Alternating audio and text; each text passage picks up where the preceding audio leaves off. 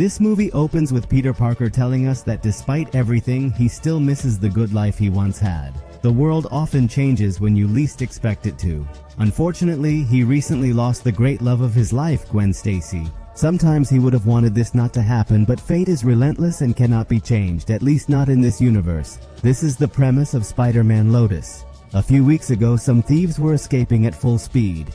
In the distance, Spider-Man was chasing them. Upon finding them, he plays a series of ridiculous pranks on them, such as how they are several. He won't be able to give them his autographs, but instead, he will beat them up and give them lots of bruises and broken bones.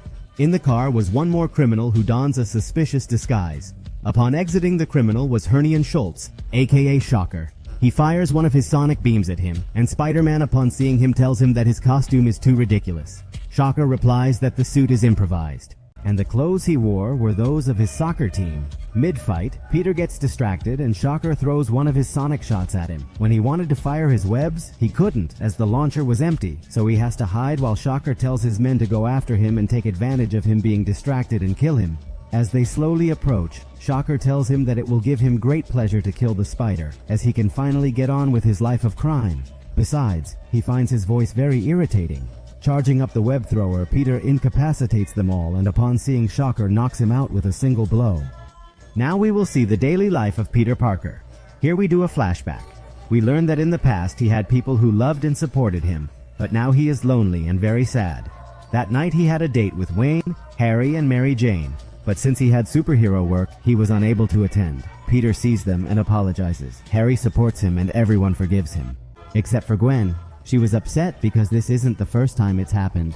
While they were walking, Mary Jane told Peter that Liz Allen and Flash Thompson resumed their relationship. Peter, to make things better, proposes that they have dinner together.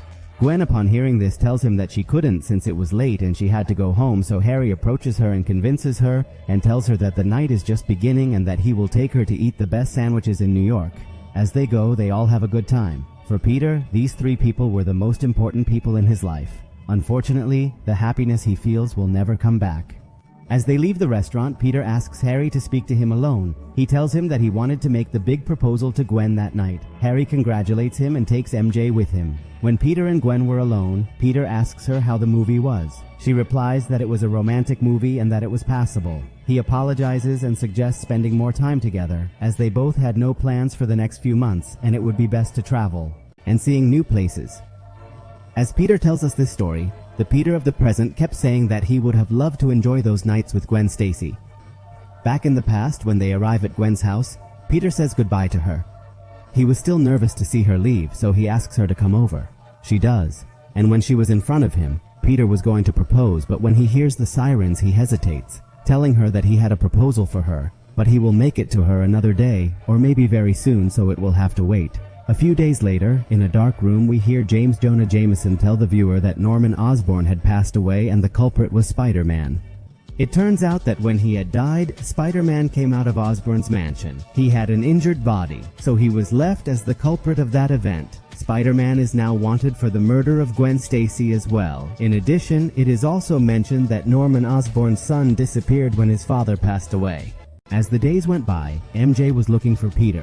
She tells him that Aunt May, James Jonah Jameson, and his assistant Robbie were looking for him hard, since he has not been at work for a long time and no one knows where he has been. Peter doesn't think anything of it, telling her that it would be best if he left, but MJ tells him that it's best if he comes back, that he must get over this and get on with his life because otherwise he will have a lonely life.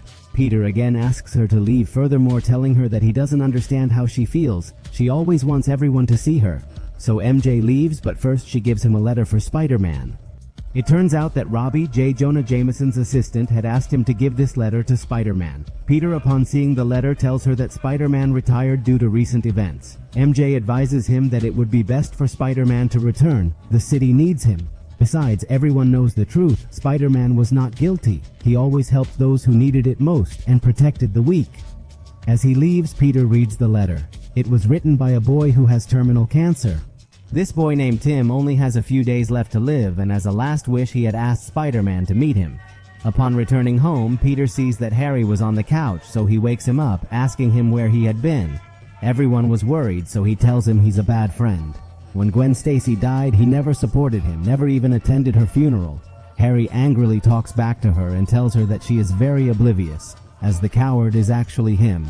Harry gave him a home, money, and many things, but Peter never supported him. Besides, his father died, so he does know how Peter feels. Instead of blaming him, he should support him, and Harry leaves the house. When Peter was sleeping, he has a strange dream, where Gwen comes to him and she sees him, and tells him that he is to blame. Peter realizes that despite being Spider-Man, he can't save them all, and in his dream the Green Goblin appears.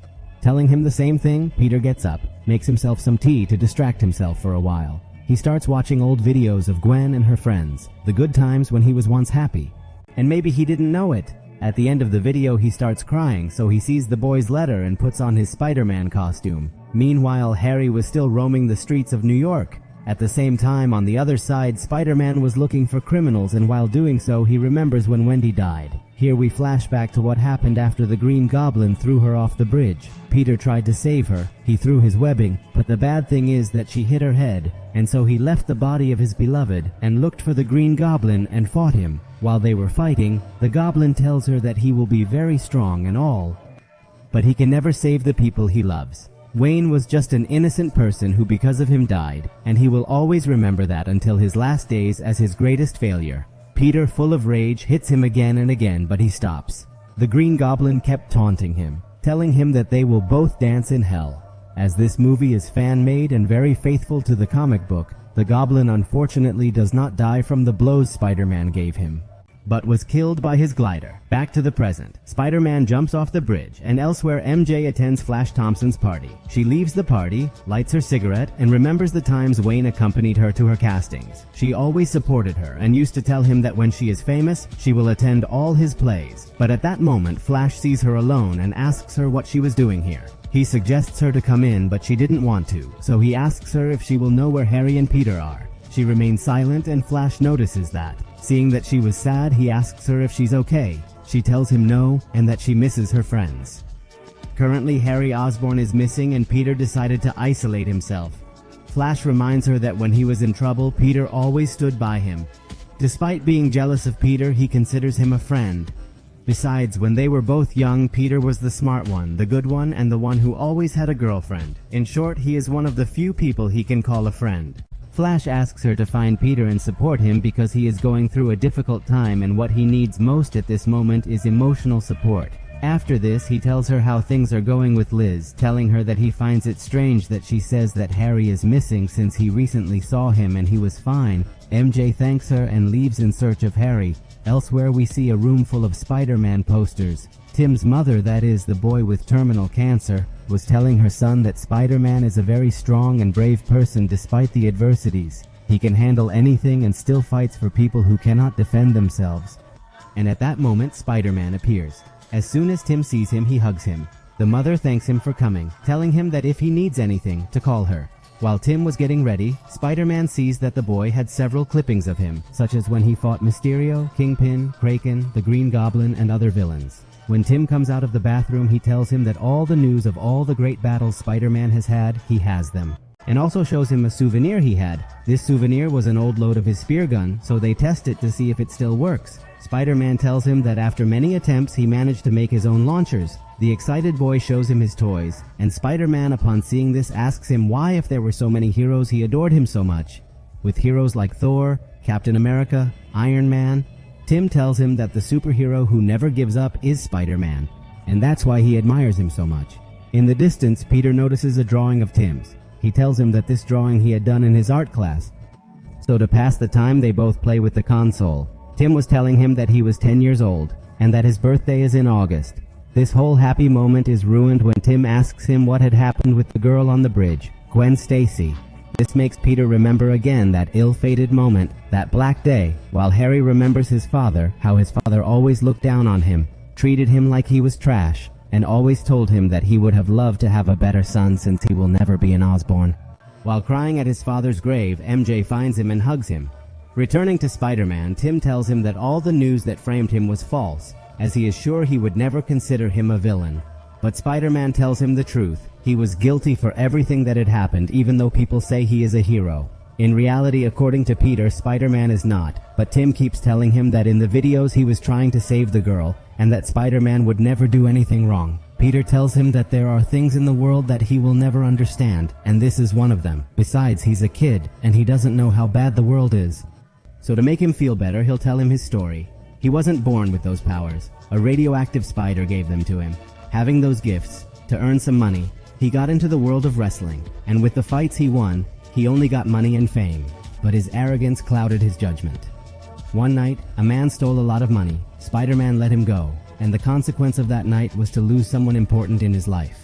The first person who taught him that with great power comes great responsibility, and that the choices we make lead us down a good path or perhaps a very bad one. Upon finding his uncle's killer, he sought him out and confronted him. Seeing that this guy was the same thief he let go, he realized his mistake and did not let himself go down the path of revenge. From that moment on, he changed. In the present, the boy kept telling him that he is not like that. Peter gets angry and prefers to leave. Elsewhere, MJ was asking Harry where he was, but he prefers to ignore her, asking her not to ask him any more questions and to let him rest. But MJ ignores him, asking him to stop his addictions because doing this only causes him harm, and he doesn't deserve to continue suffering because she wants him to be happy. Harry shuts her up by mentioning that she will never understand how he feels, but she promises not to leave him alone and will help him. Harry tells her that he was at the cemetery because he had nowhere else to go. He feels bad for not helping Peter. Perhaps if he had helped his father and sought to have a better relationship with him, his father would still be alive. But he didn't, and because of him all this happened. MJ tells him that all his life he looked for a way to please the people around him. But at least with Harry, Peter, and Gwen he was happy, and thanks to him he is now a better person. They know they lost Gwen, but now the three of them must go on and try to be happy again. These words bring Harry to his senses, and MJ tells him that she still remembers how they met. One day Harry saw Gwen and Peter in the rain. He helped them, and they have been friends ever since. They did great things and tried to make their life together full and happy. When Spider-Man was about to leave, Tim's mom asks him how they did. He tells her that he is not a hero and that her son should not look up to him. If he wants to know more, he should find out what he is really like. The mother tells him that the person standing in front of her is not the hero her son admires, despite his problems. Tim has been looking for him for a long time and didn't care to continue suffering. He just wanted to see him and be like his hero. So he asks him to please give him something to believe in, and not to take away his hope. This causes Spider-Man to go back to Tim's room and asks him to forgive him for the words he said to him. So they both continue to hang out watching old clippings, such as the fight he had with the Vulture, Sandman, Electro, Scorpion, Mysterio, or the time he fought the Sinister Six and had to hold up an entire building to save civilians. Passing the days, this kid gives hope to Spider-Man again, and in these clippings were seen many feats seen in comics. A few seconds later, he remembers the last date he had with his friends.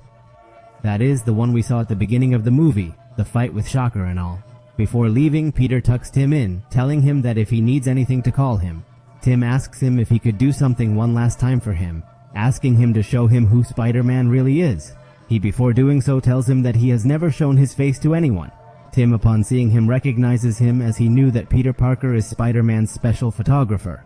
Tim hugs him, telling him that he was afraid, that he doesn't know if he will wake up tomorrow. Peter asks him to be brave as he has been because he must stay alive. The boy thanks him and Spider-Man leaves, but first Tim asks him if Spider-Man has returned. He looks at him and says yes. The next day, Peter returns to Gwen Stacy's house, where he reflects on what would have happened if they had traveled or done other things. Gwen wouldn't have ended up like this. He apologizes to her because he couldn't protect her. He recently met a boy who gave him hope again, and in the background we see his tombstone. When Gwen died, he was ready to stop being Spider-Man, but he was selfish, and thanks to Tim, Peter had hope again. If Gwen and Tim had met, the two would have been great friends. Now he must go on living. Besides, this is what Uncle Ben would have wanted him to do. Peter visits the bridge where Gwen Stacy passed away and leaves a rose. Upon returning home, he keeps every memory of Gwen. He knows he will never get over her, nor will he ever forget her. She was the love of his life and will always be in his heart. After he finishes doing it, MJ and Harry visit him. He invites them in, and Harry tells him that when his father took him to school, he always looked for a reason to make him proud, but he hardly did, so he became addicted to methamphetamines, knowing that they are harmful. He used to have everything: money, good friends, which he still has, so they must support each other unconditionally. Both ask each other for forgiveness for the quarrel they had recently. After this, Harry tells her that the time Peter invited Wayne, she was very excited and told all her friends what had happened. The three of them look at the pictures they had, and Peter confesses to them that he was thinking of getting away from everyone. Maybe this way he could solve his mourning, but living alone away from the people who love him is not something Wayne would have wanted. Despite this, he doesn't want to lose them. They must move on, at least for Wayne and for all the people he cares about. The three of them hug, and Harry tells him that very soon Flash Thompson will be having a party as he will be going on a trip, so the three of them should go. After that, as Norman died. Harry is now the new owner of Oscorp, and he must take over the company. When Harry leaves, he asks MJ if she wanted him to drop her off at her house. She tells him to stay a few more minutes. As she leaves, she asks Peter how he felt and also apologizes for not understanding her smell. Peter tells her that the attitude she had those days was not the right one. The two make up and Mary Jane leaves. She asks him to please, every time she visits Wayne, to send her regards and tell her that he misses her. This film ends with MJ and Harry attending Flash Thompson's party. The question is, will Peter attend? They don't know. As Peter was arriving at the party, sirens begin to wail. He looks at his friends and leaves. He puts on his suit and goes after the bad guys. And that's the end of this fan film. Truth be told, it's a movie you don't know you need until you see it. Maybe there isn't much action, but that's not what matters. What matters is the background of this story, of the essence of Spider-Man. For the friendly neighbor must get on with his life.